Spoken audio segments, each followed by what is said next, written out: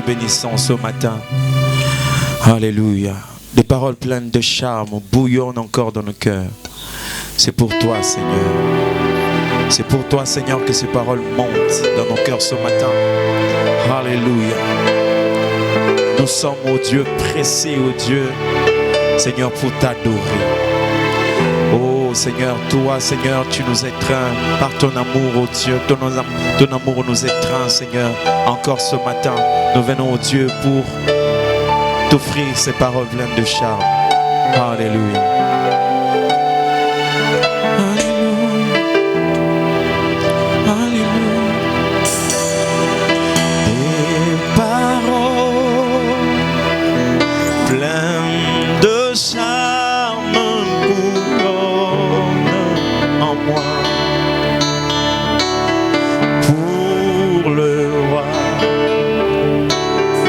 Je dis mon œuvre est pour toi. Que ma langue telle la plume d'un habile écrivain sous ta main t'adorera souverain. Oh, tu es le plus beau de tous les fils des hommes. Oui, Dieu t'a béni pour toujours. Et la grâce qui coule de tes lèvres est un baume de vie, un baume. Tu es le plus beau, tu es le plus beau de tous les fils des. Oui, Dieu t'a béni, Dieu t'a béni. Et la grâce qui coule, et la grâce qui coule de tes lèvres est un baume de vie, un baume de vie, un baume. Oui, tu es le plus beau de tous les fils. Oui, Dieu t'a béni pour toujours. Et la grâce qui coule, et la grâce qui coule de tes lèvres est un baume de vie, un baume de vie, et un baume d'amour, un baume de vie, un baume de vie, et un baume d'amour. Alléluia. Ce baume d'amour est répandu dans nos cœurs par le Saint-Esprit. Ma Bible me dit que l'amour de Dieu est répandu dans nos cœurs par le Saint-Esprit. L'amour de Dieu répandu dans nos cœurs par le Saint-Esprit. Et cet amour nous étreint, oh Dieu. Et cet amour, oh Dieu, nous attire encore dans la présence de Dieu et de le chercher encore davantage. Alléluia. Ton amour nous étreint ce matin. Ton amour, oh Dieu, nous rassemble ce matin. Ton amour nous a réveillés ce matin. Ton amour, oh Dieu, nous a relevés ce matin, Seigneur. Alléluia. Tu es le plus beau, Seigneur. Alléluia. Alléluia. Oh.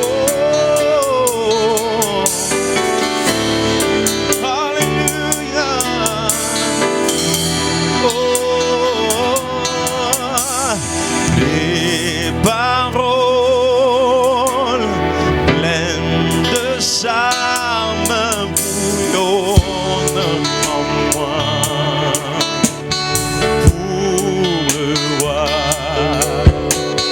Je dis mon œuvre est pour toi. Que ma langue est la plume d'un habile écrivain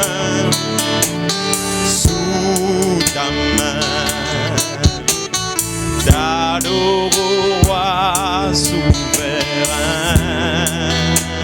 Oh, tes paroles pleines de charme bouillonnent en moi. Pour le roi, je dis mon œuvre est pour toi. Oh, que ma langue, t'es la plume d'un habile écrivain. Sous ta main, sous ta main, sous ta main, t'adore au roi, t'adore au roi. Oui, tu es le plus beau de tous les fils de l'homme. Oui, Dieu t'a béni, Dieu t'a béni pour toujours. Et la grâce qui coule de tes lèvres, un baume de vie, un baume de vie et un baume d'amour. Tu es le plus beau de tous les fils de l'homme. Oui, Dieu t'a béni, tu es béni à jamais. Oh, et la grâce qui coule de tes lèvres, un baume de vie, un baume d'amour, un baume de vie, un baume de vie et un baume d'amour. Oh, tes parfums se répandent dans ton palais, mon bien-aimé, et mon âme est enivrée. Oh, tu me combles et ton amour vaut mieux que le vin, le meilleur de vin, et ta tendresse. Oh, tu es le plus beau de tous les fils de l'homme. Oui, Dieu t'a béni pour toujours. Dieu t'a béni pour toujours. Et la grâce qui coule, et la grâce qui coule de tes lèvres. Alléluia, alléluia. Un baume de vie et un baume d'amour. Un baume de vie, un baume de vie et un baume d'amour. Un baume de vie, un baume de vie et un baume d'amour. Oui, je suis malade, oui, je suis malade, malade d'amour. Oui, je suis malade, je suis malade, malade d'amour. Alléluia. Quand on est malade, on ne sait pas trouver sommeil. Alléluia. L'amour de Dieu nous étreint. Et c'est cet amour qui nous réveille de nuit, oh Dieu, pour que nous puissions adorer. C'est cet amour qui nous réveille très tôt matin et nous nous attend à adorer. Alléluia. Ton amour nous étreint, Seigneur, encore ce matin. Alléluia. Nous avons de paroles pleines de charme dans nos cœurs. C'est pourquoi nous entrons dans le Saint de Saints. C'est pourquoi nous entrons dans le Saint de Saints. Alléluia. C'est pourquoi j'entre dans le Saint de Saints. J'entre dans le Saint de Saints. J'entre par le sang de l'agneau, par cette route qu'il a inaugurée. Alléluia, par son sang. Alléluia. Alléluia. Alléluia. Alléluia. Alléluia. Je peux venir moi aussi. Je peux maintenant entrer moi aussi. Je peux maintenant venir encore dans la présence du Seigneur moi aussi. Moi aussi je fais partie maintenant. Moi aussi je suis partisan. Alléluia. Partisan aux cieux, partisan le de ta présence. Baptisons, oh Dieu, de ceux, oh Dieu, qui sont appelés de ton nom. Moi aussi, je peux venir dans la présence à cause du sang de l'agneau. Ce matin, je viens, oh Dieu, adorer à cause du sang de l'agneau, à cause du sang de Jésus, à cause du sang de Jésus, à cause de ce sacrifice qu'il a donné, à cause, oh Dieu, à cause de ce sacrifice, à cause de la croix, à cause de Jésus, je peux venir encore dans la présence du Seigneur. Alléluia, je peux venir dans ta présence ce matin. Alléluia, alléluia, alléluia. J'entre par le sang de l'agneau, je viens par le sang de l'agneau. Aïe, aïe, aïe, aïe, aïe, aïe. Ce n'est pas par mes efforts, ce n'est pas par quoi que ce soit, oh Dieu, c'est par le sang de l'agneau, par le sang de Jésus, par le sang de Jésus que je peux venir dans la présence du Seigneur. Alléluia.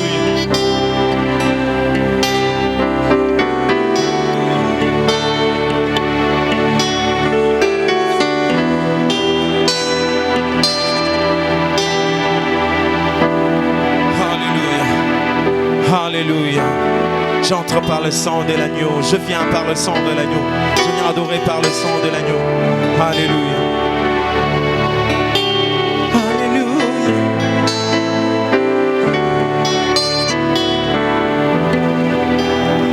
Alléluia. J'entre dans le Saint de Saints. J'entre par le sang de l'agneau. J'entre pour t'adorer, toi seul. Que pour t'honorer. J'entre dans le sang. J'entre dans le Saint de Saints. J'entre par le sang de l'agneau. J'entre par le sang de l'agneau. J'entre pour t'adorer toi seul. J'entre pour t'adorer toi seul. Je n'entre que pour t'honorer. Je n'entre que pour t'honorer. Dis-le encore, j'entre dans le Saint de Saints. Oh, oh, oh. J'entre dans le Saint de Saints. J'entre par le sang de l'agneau. J'entre pour t'adorer toi seul, Seigneur. Oh, oh. J'entre pour t'adorer toi seul. Je n'entre que pour t'honorer. Je n'entre que pour t'honorer. Oui, Seigneur, je t'adore. Seigneur, je t'adore.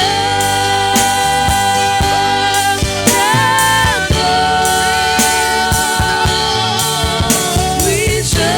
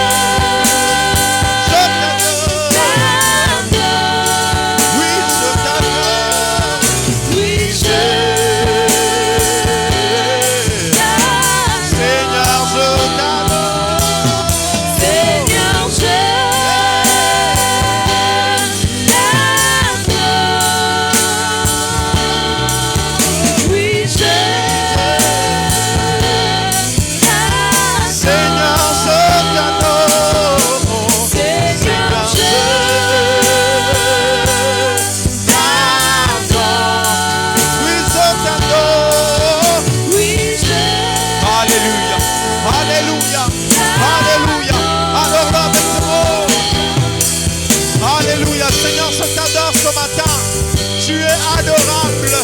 Tu es adorable. Oh Dieu, tu es celui qui ce matin. Seigneur, je t'adore.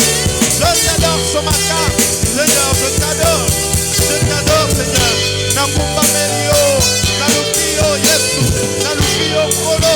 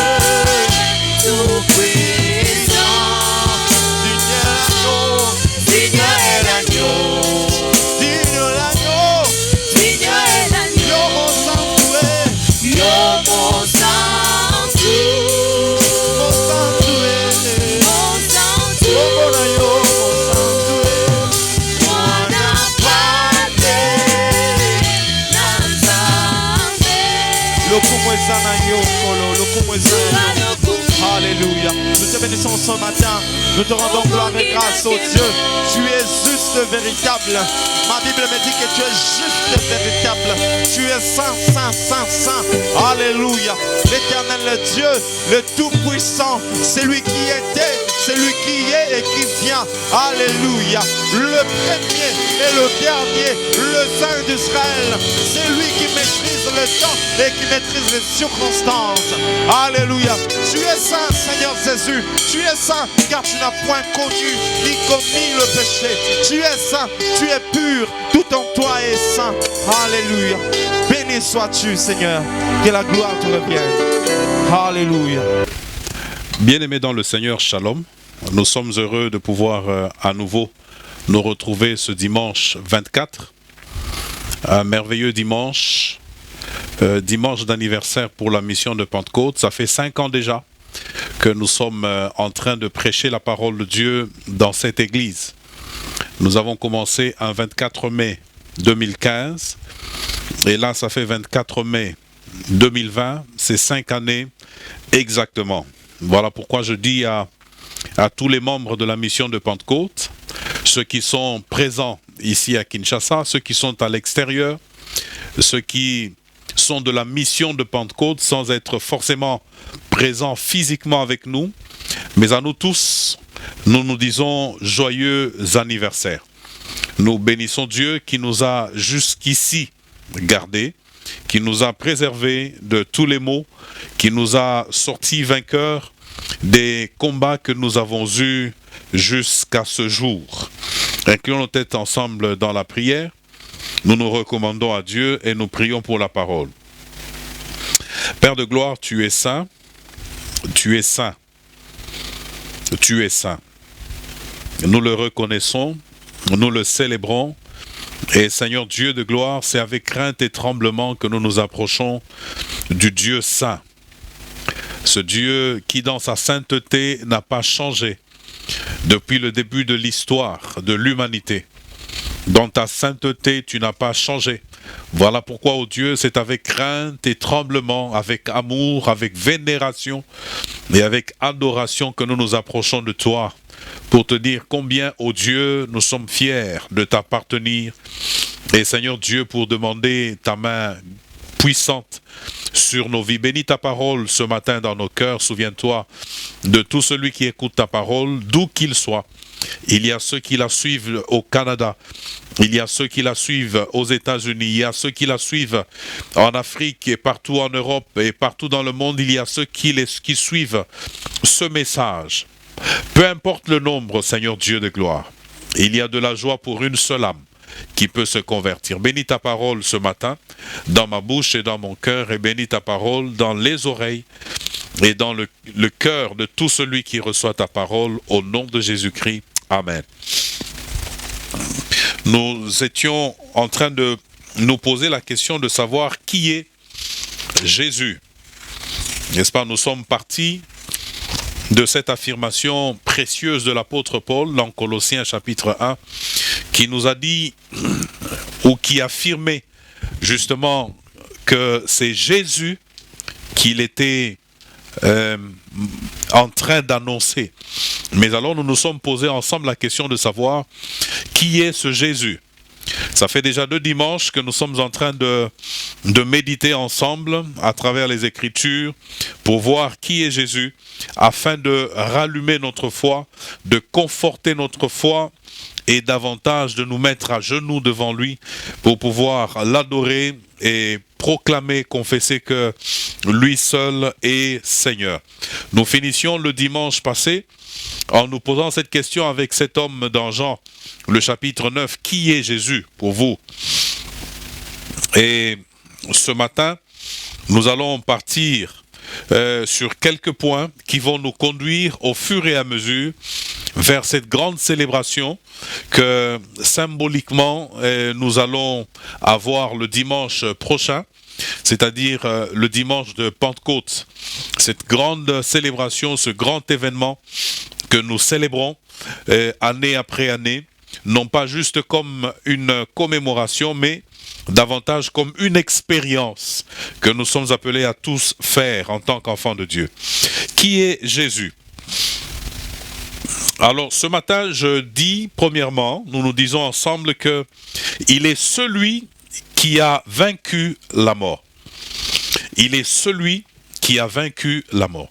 Jésus est celui qui a vaincu la mort. Ça, c'est une vérité essentielle à la foi chrétienne. C'est une vérité essentielle au christianisme dans son ensemble. Jésus est celui qui a vaincu la mort. Regardez avec moi un texte dans Romains, le chapitre 1 et le verset 4. C'est un merveilleux passage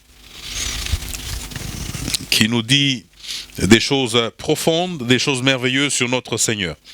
Je commence au premier verset, il est dit « Paul, serviteur de Jésus-Christ, appelé à être apôtre, mis à part pour annoncer l'évangile de Dieu qui avait été promis auparavant de la part de Dieu par ses prophètes dans les Saintes Écritures et qui concerne son Fils, né de la postérité de David selon la chair. » Verset 4.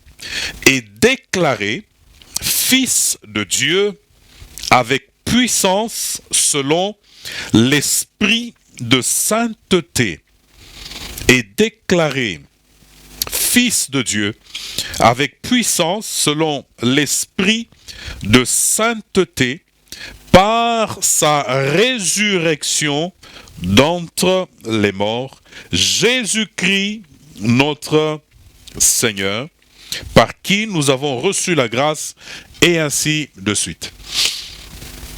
Il a été déclaré avec puissance.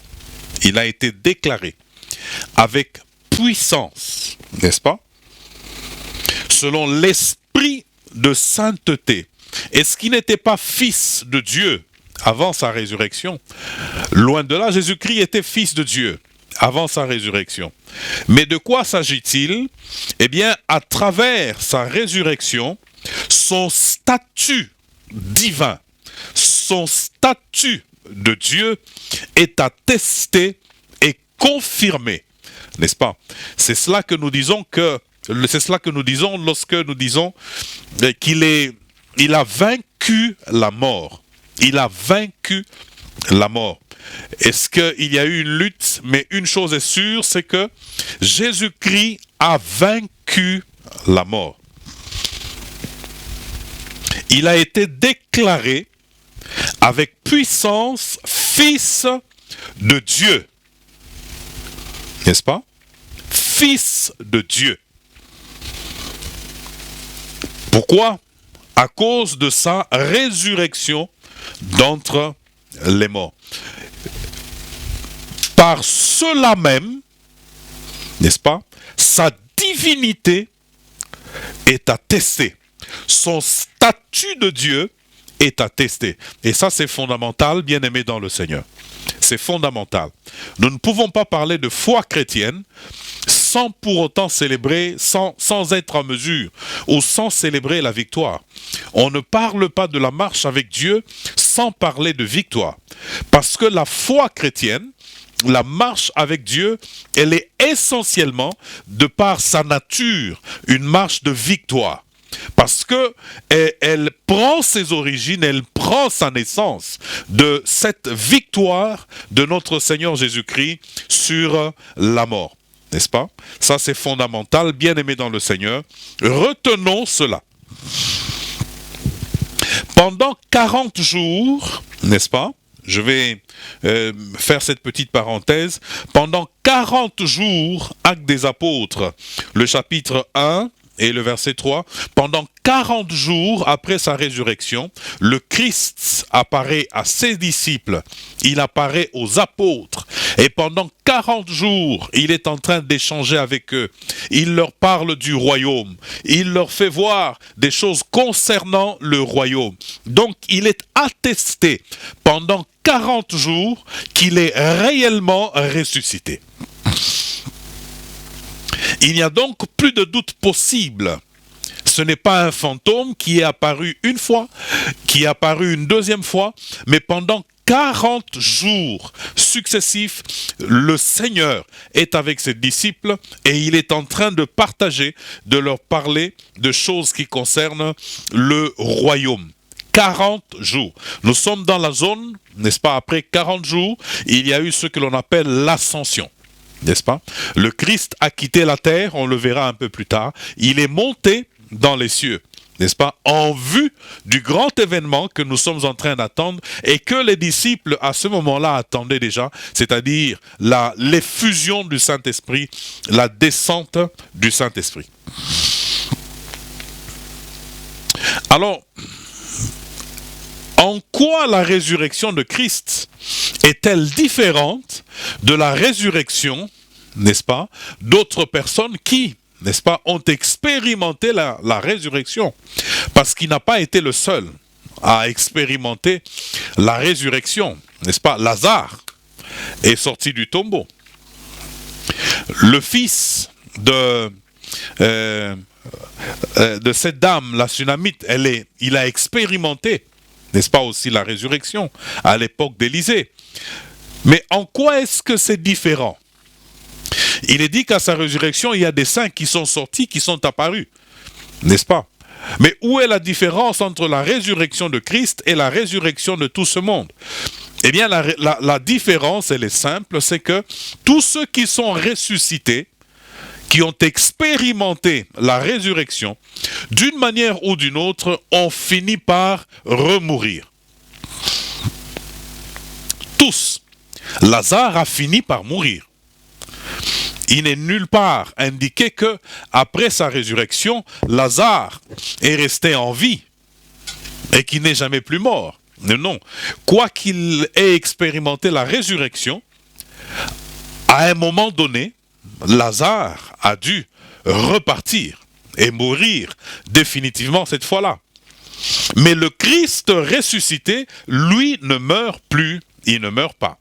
C'est ça toute la différence. Il est ressuscité, il a vaincu la mort, il n'est plus possible que la mort ait un pouvoir sur lui. La vie chrétienne, mes frères, la marche avec Dieu, je nous le dis encore ce matin, est une marche de victoire.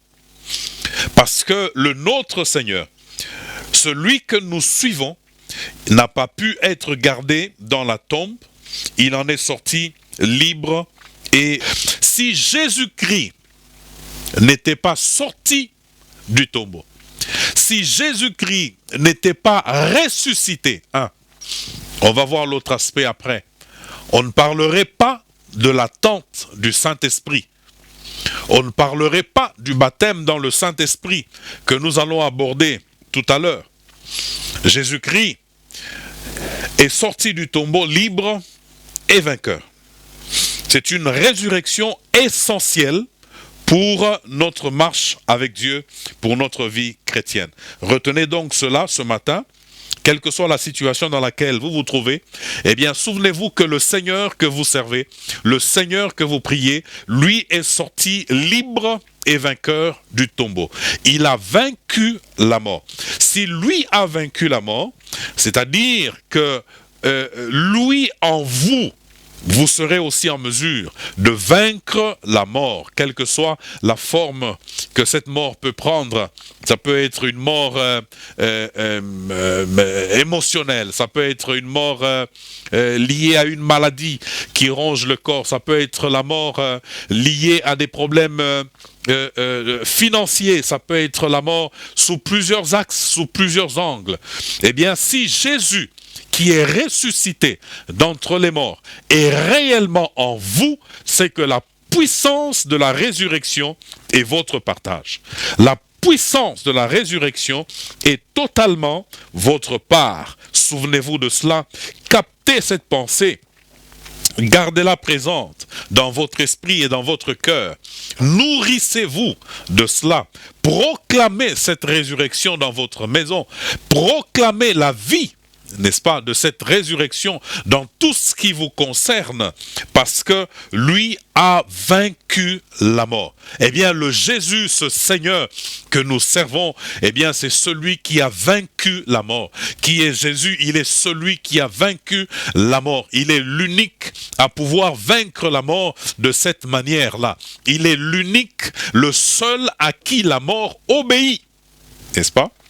Quand vous lisez dans les Écritures, dans Ecclésiaste par exemple, vous vous rendrez compte que l'Ecclésiaste dit que dans cette lutte, dans ce combat contre la mort, il n'y a point de délivrance, n'est-ce pas? Dieu seul a le secret de la mort. Dieu seul a pouvoir sur la mort. Dieu seul a puissance sur la mort. Dieu seul est capable de gérer la mort et d'annihiler la mort, d'anéantir la mort. Et justement, Jésus-Christ sortant du tombeau, Jésus-Christ ayant vaincu la mort, n'est-ce pas, se retrouve au rang de Dieu. C'est pas qu'il n'était pas Dieu, mais c'est une attestation, une confirmation forte de sa divinité, une confirmation puissante de sa divinité. Gloire soit rendue au Seigneur. Il est sorti du tombeau, il a vaincu la mort. Ça, c'est la toute première des choses que ce matin, j'aimerais que nous puissions garder présent dans nos esprits. Alors que nous sommes, n'est-ce pas, dans cette phase, pour certains de sortie de confinement, pour d'autres de confinement, pour d'autres encore d'incertitude, n'est-ce pas? Nous traversons un moment sur cette terre de grande incertitude. Nous ne savons pas trop finalement comment les choses vont pouvoir être, ou comment les choses vont pouvoir aller demain. N'est-ce pas? Dans cette incertitude, nous avons une certitude, nous avons un appui certain. Jésus-Christ a vaincu la mort. Il est sorti du tombeau. Ce matin, j'aimerais nous exhorter ensemble à proclamer cette victoire dans nos maisons, à proclamer cette victoire dans nos vies. C'est une victoire qui nous est assurée, une victoire qui nous est donnée de par le simple fait que nous sommes en Christ et que nous avons accepté celui qui a vaincu la mort. Eh bien, nous avons la possibilité de proclamer et de déclarer cette résurrection, cette victoire sur la mort dans nos maisons, dans tout ce qui nous concerne, dans nos nations, dans ce monde, n'est-ce pas? Alors que nous sommes en train d'évoluer dans l'incertitude, nous ne savons pas trop comment les choses, disais-je tout à l'heure, les choses vont pouvoir évoluer, n'est-ce pas? Qu'est-ce que ça va être d'ici quelques mois? Nous ne le savons pas encore, mais proclamons ensemble cette victoire de la croix. Deuxièmement, qui est Jésus-Christ pour ce matin? Nous disons qu'il est celui qui est monté au ciel. N'est-ce pas? On parle de l'ascension. L'ascension. Acte 1, à partir du premier verset, mais lisez à la maison, à partir du premier verset, mais tout de suite là, lisons 10 et 11, et puis nous lirons au fur et à mesure les autres morceaux. 10 et 11 nous dit ceci: et comme ils avaient les regards fixés vers le ciel, je commence à 9, après avoir dit cela, il fut élevé pendant qu'ils le regardaient, et une nuée le déroba à leurs yeux.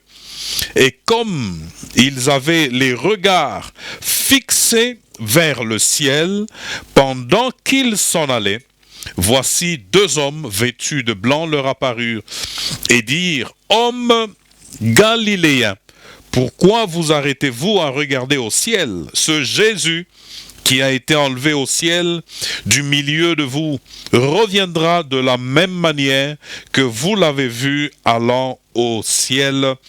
Amen.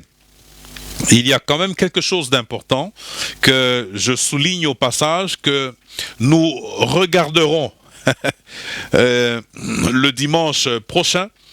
L'image, la belle image là, les disciples en train de regarder Jésus est en train d'être enlevé au ciel.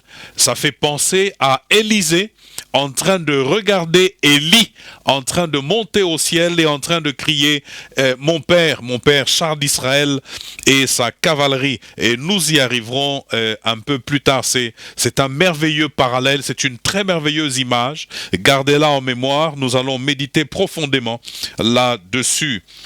Eh bien, il est monté au ciel. Il est monté au ciel.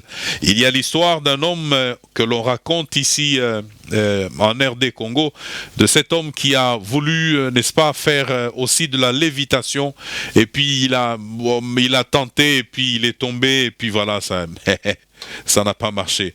Alors lui, Jésus, il est monté une fois et il n'est pas retombé. La pesanteur ne l'a pas attiré vers le bas. Non, il est parti. Il est assis à la droite de Dieu dans le ciel aujourd'hui. Maintenant, il est allé au ciel, n'est-ce pas, pour plusieurs raisons. Nous allons ensemble regarder 3 raisons qui nous intéressent particulièrement. La première raison, c'est qu'il est allé au ciel pour nous préparer une place. Jean 14, 2 à 3.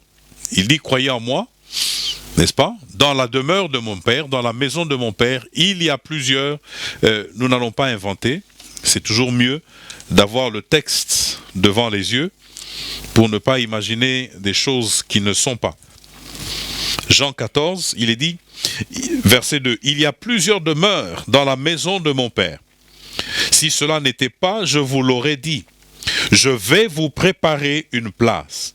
Et lorsque je m'en serai allé, et que je vous aurai préparé une place, je reviendrai et je vous prendrai avec moi, afin que là où je suis, vous y soyez aussi. N'est-ce pas? C'est le même message que les anges, n'est-ce pas, transmettent aux disciples qui sont en train de regarder Jésus en train de monter. Ils leur disent, ce Jésus que vous avez vu enlever va revenir de la même manière. Et aujourd'hui encore, en tant qu'Église, nous sommes en train de crier Maranatha, reviens Seigneur, reviens Seigneur. N'est-ce pas? Eh bien, Jésus est allé au ciel, c'est pour nous préparer une place, comme lui-même l'a annoncé. Il est allé nous préparer une place. Il reviendra pour enlever son Église, n'est-ce pas, afin que là où lui se trouve, son Église soit avec lui. Ça, c'est la première des choses que nous disons par rapport à sa position au ciel. Il est allé nous préparer une place. N'est-ce pas un sujet de grand réconfort pour nous qui traversons ce moment trouble de l'histoire de l'humanité? N'est-ce pas un grand moment, une parole de grand réconfort? Il est allé nous préparer une place afin de venir nous récupérer de manière à ce que nous soyons avec lui là que lui se trouve. Retenez donc cela, Jésus est monté. Après sa résurrection, c'est l'ascension. Jésus est monté. Dans certaines nations du monde, on célèbre l'ascension. N'est-ce pas? Avant la Pentecôte, on célèbre l'ascension. Eh bien, Jésus-Christ est monté au ciel, où il est assis aujourd'hui à la droite de Dieu. Et là, il est en train de nous y préparer une place, n'est-ce pas? Pour tous ceux qui ont foi en Jésus-Christ, pour tous ceux qui ont choisi Jésus-Christ, eh bien, il y a cette merveilleuse parole, l'espérance. Il y a une place que le Seigneur est en train de vous préparer. Il y a une place que le Seigneur est en train de préparer à tous ceux qui espèrent en lui, à tous ceux qui croient en lui. Ça, c'est la première des choses au ciel. Voilà le travail, une des choses que Jésus est en train de faire. Il nous prépare une place. Il prépare le quartier où tu vas habiter. Il prépare la demeure où tu vas habiter. Il prépare, n'est-ce pas, la maison dans laquelle tu vas habiter pour l'éternité, pour le reste de l'éternité. N'est-ce pas merveilleux comme espérance? N'est-ce pas une belle espérance que la parole de Dieu est en train de nous donner là? Donc Jésus est monté au ciel. Il n'est pas parti juste pour le plaisir de partir et nous laisser dans les difficultés, les tourments. Non, il est allé nous préparer une place. Tout ce que nous sommes en train d'expérimenter pour ce moment sur cette terre n'est que provisoire. Nous ne sommes pas dans le définitif. Tout ce que nous expérimentons sur cette terre pendant ces temps n'est que provisoire. N'est que provisoire. Que ça soit en bien, que ça soit en mal. Le tout est provisoire. Le définitif est à venir. Le définitif est encore à venir. Bien-aimés dans le Seigneur, soyez réconfortés par cette parole. Soyez réconfortés par ce sujet de grande espérance. Je ne sais pas, c'est la maison dans laquelle tu vas habiter. Enfin, tout dépend de la manière dont tu es en train de mener ta foi sur cette terre, la manière dont tu es en train de vivre. Est-ce que ça sera juste chambre et salon ou ça sera... une villa avec plusieurs chambres, avec grand salon, avec piscine. Nous ne savons pas. Ce qui est sûr, c'est qu'il est en train de nous préparer une place là qu'il est allé. Ça, c'est la première des choses. La deuxième des choses, pourquoi est-il, ou quel est le résultat de cette ascension? Eh bien, deuxièmement, parce qu'il a été enlevé, il est assis à la droite de Dieu. La Bible nous dit dans Acte 2, le verset 33, qu'il a reçu du Père le Saint-Esprit qui avait été promis. Il a reçu du Père le Saint-Esprit qui avait été promis. N'est-ce pas? Il a reçu du Père le Saint-Esprit qui avait été promis et il l'a répandu depuis le jour de la Pentecôte. Et il continue de le répandre jusqu'à ce jour. Nous allons nous appesantir sur la question du baptême dans le Saint-Esprit assez puissamment, assez profondément. Mais souvenons-nous qu'il est monté au ciel afin de recevoir le Saint-Esprit, n'est-ce pas? Et de le répandre, de le déverser, n'est-ce pas? J'aime bien ce verbe, afin de le répandre. Acte 2, le verset 33.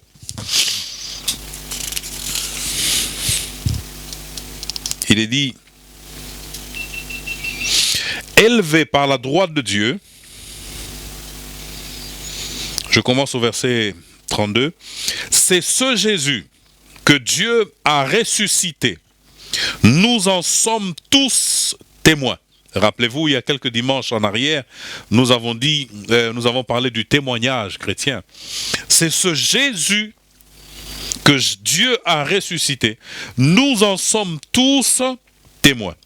Verset 33, il est dit, élevé par la droite de Dieu, il a reçu du Père le Saint-Esprit qui avait été promis et il l'a répandu. J'aime bien ce verbe. Il l'a répandu comme vous le voyez et l'entendez. N'est-ce pas? Je nous ai dit tout à l'heure que nous sommes en train de nous diriger tout doucement vers ce grand jour, le 31, ça sera le jour de Pentecôte.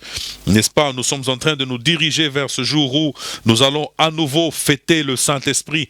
Nous allons à nouveau célébrer le Saint-Esprit. Nous allons à nouveau, n'est-ce pas, expérimenter quelque chose de plus, n'est-ce pas, dans la vie avec le Saint-Esprit. Alors, il a reçu le Saint-Esprit et la Bible dit qu'il l'a répandu. N'est-ce pas? Il l'a répandu. N'est-ce pas? C'est-à-dire déversé avec abondance. Il a déversé avec abondance le Saint-Esprit.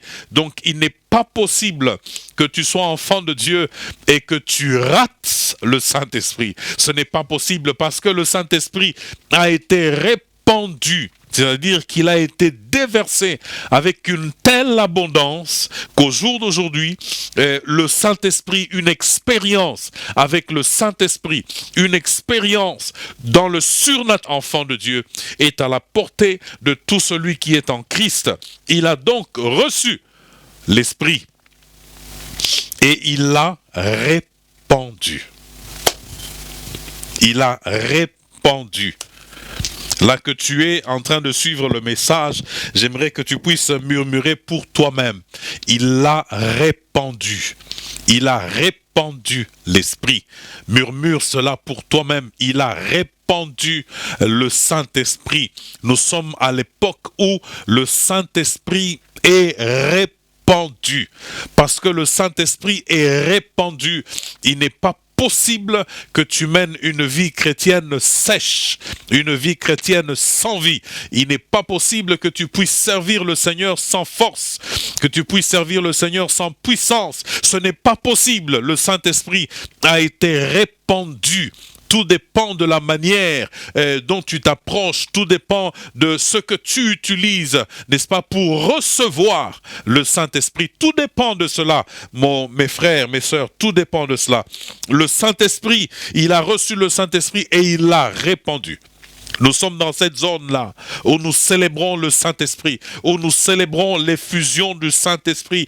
Que ces choses ne soient pas juste de belles paroles qui sortent de ma bouche, que ces choses ne soient pas juste de belles paroles que vous entendez, mais qu'à l'ouïe de ces choses, quelque chose se passe en vous. Que lorsque vous entendrez cette parole du Saint-Esprit qui est répandue, n'est-ce pas, qui a été répandue, que quelque chose s'opère en vous, que quelque chose se déclenche en vous. Gloire soit rendue à Dieu. Nous allons étudier la question un peu plus tard, n'est-ce pas? Et là, il attend son retour. Nous verrons cela beaucoup plus tard dans un sujet ou dans un chapitre approprié. Troisièmement, pour ce matin, qui est Jésus? Eh bien, il est celui qui baptise de l'Esprit. Il est celui qui baptise de l'Esprit, n'est-ce pas? Il est celui qui baptise de l'Esprit. Oui, le baptême dans le Saint-Esprit. C'est vrai que plusieurs, n'ayant pas les outils pour parler du Saint-Esprit ou parler du baptême dans le Saint-Esprit, deuxièmement, plusieurs autres, pour ne pas avoir fait l'expérience du baptême dans le Saint-Esprit, veulent plus ou moins tordre, n'est-ce pas, le sens des choses, et ils veulent restreindre ce que Dieu n'a pas restreint. N'est-ce pas, vous avez vu avec moi dans Acte 2, le verset 33, que Jésus a répandu. C'est Pierre qui est en train de parler après la Pentecôte. N'est-ce pas? Ils ont été les témoins, non seulement les témoins, mais ils ont été les bénéficiaires d'une expérience unique, extraordinaire. Il est celui qui baptise de l'Esprit. Jean a baptisé d'eau. Vous pouvez voir cela dans Matthieu 3, le verset 11. Jean lui-même dit, « Moi je baptise d'eau. » Je baptise d'eau. Il y a plusieurs sens à la question du baptême, mais vous devez savoir que une des significations du baptême, c'est tout simplement l'entrée, n'est-ce pas, dans l'église, l'entrée dans un corps, l'entrée dans un groupe de disciples à l'époque. Aujourd'hui encore, lorsque nous parlons du baptême, l'une des définitions que nous donnons au baptême, nous disons que c'est le rituel d'entrée dans l'église locale. C'est par le baptême que nous entrons dans l'église locale. Jean, baptisant, était en train de faire des disciples, n'est-ce pas? Oui, il y avait toute une signification autour de ce qu'il était en train de faire par rapport au baptême. Mais tout celui qui se faisait baptiser, tout celui qui passait par le baptême, s'identifiait désormais, ou bien pouvait manifester son appartenance, n'est-ce pas, au nouveau message, n'est-ce pas, à la vision que Jean-Baptiste avait. Eh bien, Jean-Baptiste a baptisé d'eau. N'est-ce pas? Lui a baptisé d'eau. Mais parlant de Jésus, lui-même Jean-Baptiste, lisons cela s'il vous plaît, pour que nous ne soyons pas en train de tâtonner. Vous savez, ces choses nécessitent beaucoup de précision.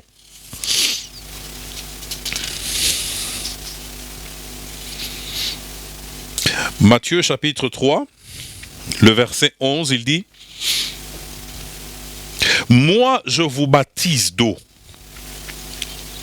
pour vous amener à la repentance. Moi, je vous baptise d'eau pour vous amener à la repentance. Mais celui qui vient après moi est plus puissant que moi.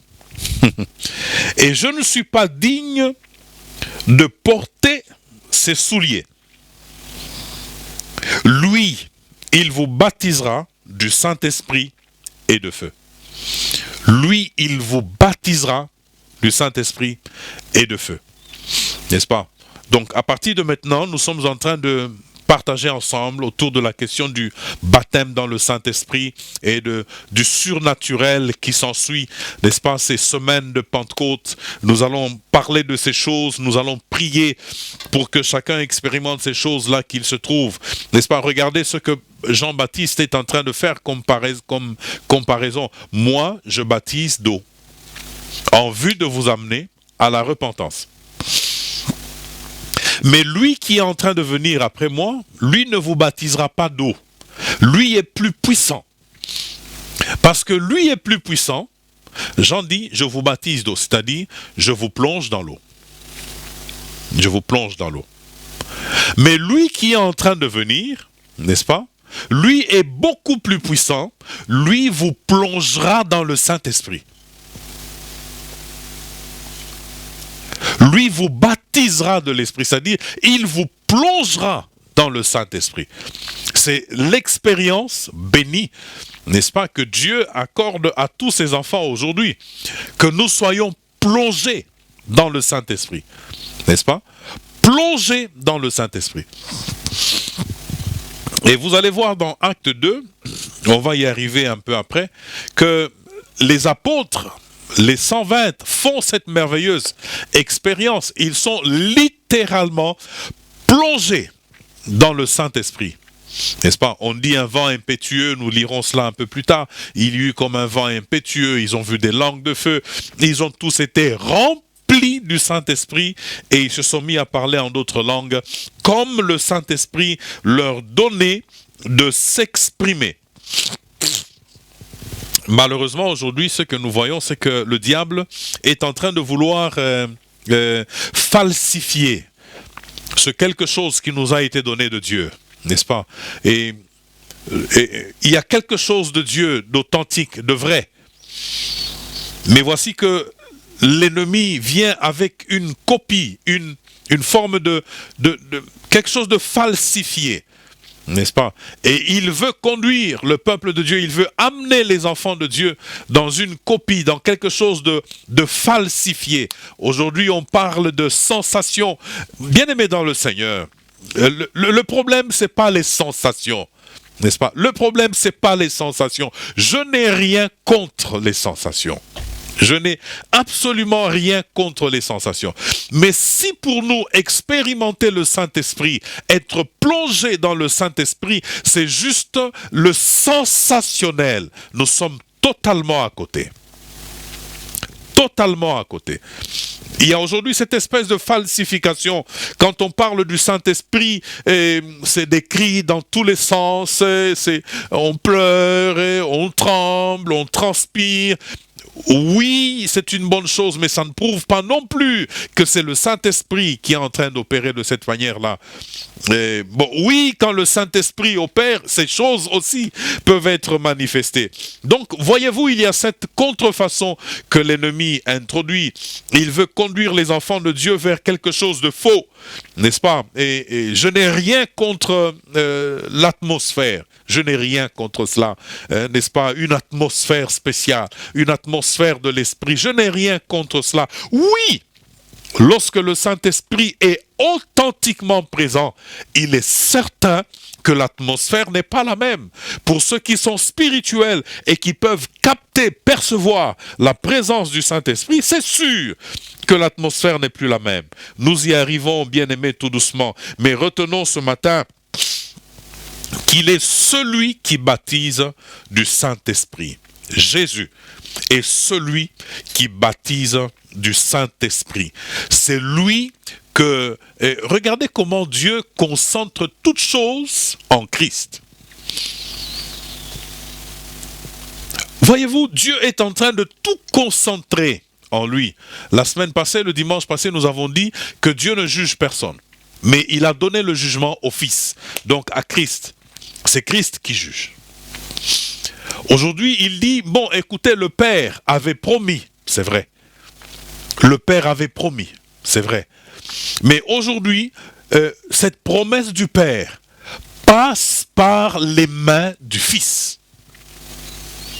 Gloire au Seigneur. Le point de départ de toute expérience surnaturelle, de toute expérience spirituelle de Dieu ou venant de Dieu, c'est le Christ. Voilà pourquoi pendant plusieurs dimanches, nous mettons l'accent sur Jésus. Nous mettons l'accent sur lui qui est l'auteur, le chef de notre foi, le consommateur de notre foi. C'est sur lui que nous mettons l'accent. Parce que c'est dans la mesure où nous sommes bien ancrés en Christ que l'Esprit Saint qui a marché avec lui pourra marcher aussi avec nous. L'une des erreurs, un grand serviteur de Dieu a dit cela, et j'ai aimé ce qu'il a dit. L'une des erreurs que nous faisons aujourd'hui, c'est de ne pas mettre l'accent sur Jésus, mais de vouloir trop mettre l'accent sur les effets, entre guillemets, de la présence du Saint-Esprit. Et c'est tout ce que nous sommes en train de rechercher. C'est une erreur. Nous devrions pouvoir nous ancrer en Christ, regarder dans la même direction que lui, afin de pouvoir expérimenter le Saint-Esprit que lui a expérimenté, ou encore mieux, comme lui-même l'a annoncé, expérimenter beaucoup plus que ce que lui a pu faire. Donc, le point de départ, le vrai point de départ, c'est Jésus. C'est dans la mesure où nous comprenons qui est Jésus. C'est dans la mesure où nous nous rapprochons de Jésus. C'est dans la mesure où nos cœurs sont tournés dans la même direction que lui, ou que nos cœurs sont tournés vers lui, que nous commençons à faire des expériences surnaturelles, authentiques, des expériences surnaturelles qui nous bénissent, n'est-ce pas? Regardez, lorsque nous lisons le premier chapitre, premier moment du chapitre 1 des Actes des Apôtres, il y a un renseignement essentiel que nous recevons. Il dit ceci: Théophile, chapitre 1, premier verset, « J'ai parlé dans mon premier livre de tout ce que Jésus, regardez la suite, a commencé de faire et d'enseigner dès le commencement. » Il a commencé, n'est-ce pas?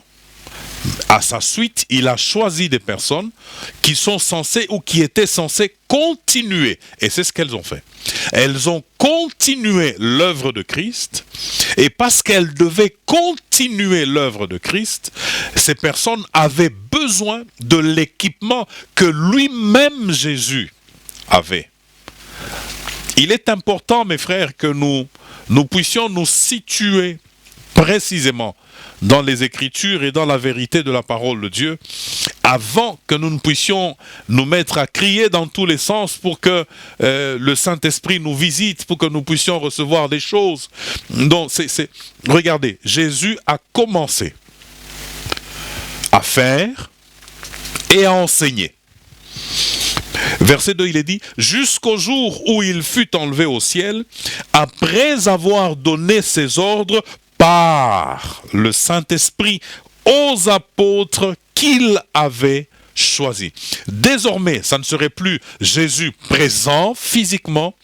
Désormais, Jésus, oui, il est présent, mais désormais, ça serait le Saint-Esprit.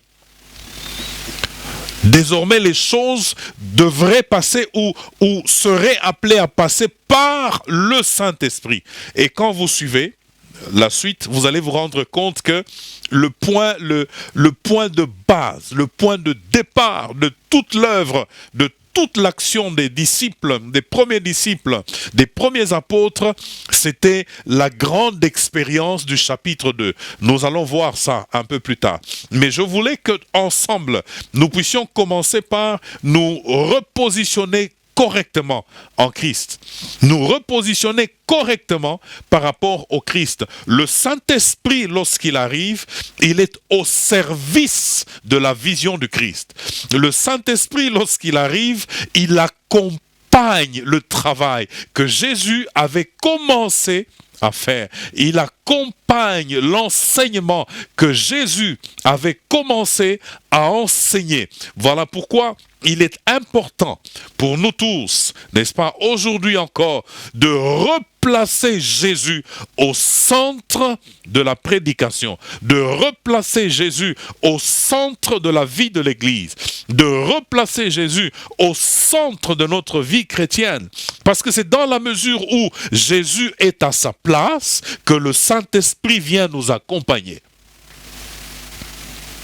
Nous n'allons pas faire comme des mercenaires en train de chercher le Saint-Esprit pour accomplir, n'est-ce pas, des objectifs inavoués, pour accomplir, n'est-ce pas, des pensées qui sont au plus profond de nous-mêmes. Non, c'est pas ça que nous sommes en train de chercher. Nous avons dit Jésus, nous le repositionnons, nous cherchons à le comprendre, nous cherchons à l'assimiler, nous cherchons à l'expérimenter. Et Paul, regardez dans Philippiens 3, il dit... il parle de l'excellence de la connaissance de Christ. Connaître le Christ, pour lui, c'est excellent, c'est une expérience excellente. Et lorsque vous regardez le ministère de l'apôtre Paul, vous voyez les choses que Paul, le Saint-Esprit a accomplies au travers de l'apôtre Paul. Il y a des choses totalement étonnantes. Aujourd'hui encore, lorsqu'on lit les écrits de l'apôtre Paul, on se pose certaines questions par rapport à certaines expériences qu'il a faites. Mais Paul était comment je pourrais ainsi dire, il était rempli de Jésus, n'est-ce pas? Paul était rempli de Jésus. Paul ne voyait que Jésus. Paul servait Jésus. Paul marchait dans la droite ligne de ce que Jésus avait commencé à faire. Paul marchait sur les pas de Jésus.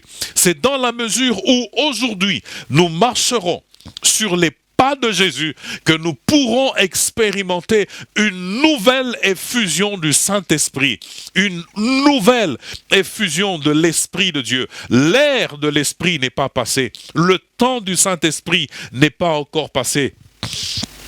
Mais seulement le problème, c'est que nous ne sommes pas restés connectés à Jésus. Nous ne lui avons pas laissé la place centrale. Nous ne sommes pas positionnés par rapport à ce que lui avait commencé de faire, par rapport à ce que lui avait commencé à enseigner. Aujourd'hui, nous n'allons pas enseigner autre chose. Aujourd'hui, nous n'allons pas faire autre chose. Le Saint-Esprit ne viendra pas confirmer autre chose. Le Saint-Esprit vient pour approfondir, confirmer ce que nous sommes en train d'enseigner, qui est sur la ligne de ce que Jésus avait laissé. Le Saint-Esprit vient pour confirmer ce que nous faisons à l'image de Christ. J'aime bien ce texte dans Jean le chapitre 5, il dit « Mon Père agit ». Il dit « Mon Père me fait voir des choses et je les fais ». N'est-ce pas, sur la terre. Je regarde ce que mon Père est en train de faire et moi je suis en train de le faire aussi ici sur la terre. Et c'est ça que nous devons aussi faire en tant qu'enfants de Dieu aujourd'hui. Regarder à Jésus, voir ce qu'il est en train de faire afin que nous puissions le reproduire. Nous ne pouvons reproduire que ce que nous voyons Jésus faire. Nous n'allons pas faire des choses que Jésus n'a pas faites, n'est-ce pas, d'une nature autre. N'est-ce pas? Même s'il dit vous ferez de plus grandes choses, cela ne veut pas dire d'une autre nature. Non, c'est des choses de la même nature, avec le même esprit, la même vie, la même vitalité. Ce matin, bien-aimés dans le Seigneur, j'aimerais que tous ensemble, nous puissions nous repositionner et nous ancrer à nouveau dans ce Jésus. N'est-ce pas? Aujourd'hui, on parle de vie chrétienne, on parle de marche avec Dieu sans jamais citer Jésus. Sans jamais faire allusion à Jésus quelque part. N'est-ce pas? Je me rappelle une fois que j'ai dit que si je ne suis pas en mesure de dire Jésus sans que je ne me sente troublé, sans que je ne sois en conflit, si je ne suis pas en mesure de dire Jésus sans conflit en moi-même, alors à ce moment-là, il y a un problème. Je dois pouvoir dire Jésus en toute liberté, n'est-ce pas? Il est celui qui baptise du Saint-Esprit. Ce matin, j'aimerais que nous puissions incliner nos têtes dans la prière et que nous puissions laisser le Saint-Esprit justement imprégner nos cœurs, toucher nos cœurs et asseoir ces choses dans notre cœur. de manière à ce que lorsque nous parlerons d'expérience de baptême dans le Saint-Esprit, nous parlerons de surnaturel, que ce soit des choses qui viennent d'elles-mêmes. Que ce ne soit pas des choses que nous poussons, que ce ne soit pas des choses, n'est-ce pas, que nous sommes en train de tirer de toutes les manières possibles. Inclinons nos têtes dans la prière ensemble, et élevons nos voix, et remercions le Seigneur pour sa parole. Alléluia. Nous te rendons gloire et grâce, Seigneur. Nous bénissons ton saint nom pour Jésus. Oui, Seigneur, nous voulons encore t'élever au centre de nos cœurs, au centre de nos vies, au centre de ton Église. Toi qui es sorti libre et vainqueur du tombeau, Seigneur, que cette victoire nous soit assurée, que cette victoire touche chacun des aspects de nos vies.